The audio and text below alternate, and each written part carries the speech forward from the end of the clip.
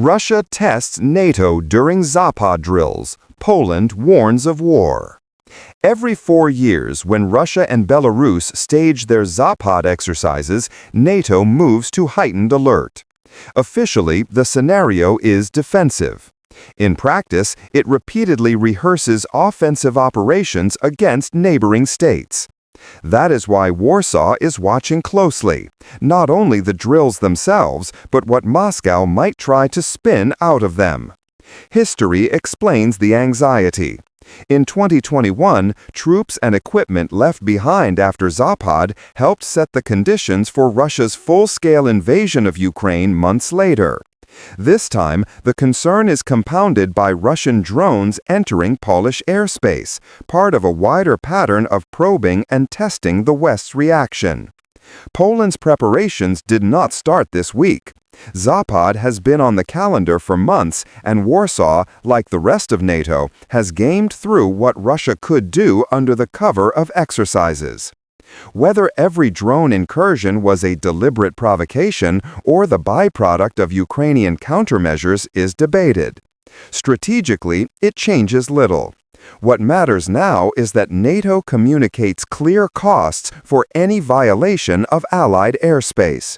If Moscow perceives no consequence, it will repeat and scale the behavior. Deterrence on NATO's northeastern flank is not theoretical. A long-standing NATO-led presence, including British troops near the Suwalki Gap, the narrow land corridor separating Russia's Kaliningrad exclave from Belarus, exists to signal that any attack on Poland draws in the entire alliance. Meanwhile, Poland itself is years into the largest rearmament program in Europe.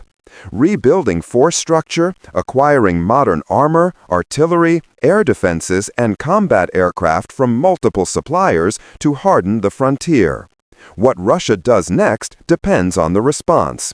A weak or complacent answer invites further and bolder tests, edging closer to an overt confrontation with a NATO member. A firm, coordinated reply signals a red line and pushes the Kremlin to probe elsewhere. Several European allies have sent small reinforcing contingents to Poland. Their tactical value against drones is limited, especially given the well-known challenge of building layered, integrated air defense optimized for slow, low, and cheap UAVs. There is also an opportunity cost. Assets sent to Poland are not doing other tasks. But as a visible demonstration of alliance unity, the deployments matter. They tell Moscow that Poland will not be isolated. The broader political context is stark. Russia has shown no interest in ending the war. Despite periodic talk of ceasefires, the Kremlin appears to have concluded that it is better to grind forward at the front and to strike Ukrainian cities night after night than to accept terms that would lock in current lines and pause the conflict. From Moscow's perspective, continued pressure keeps Kiev under strain, tests Western cohesion, and uses tools like drones and exercises to collect intelligence and shape narratives, all below the threshold of open war with NATO. For NATO, 3 priorities follow.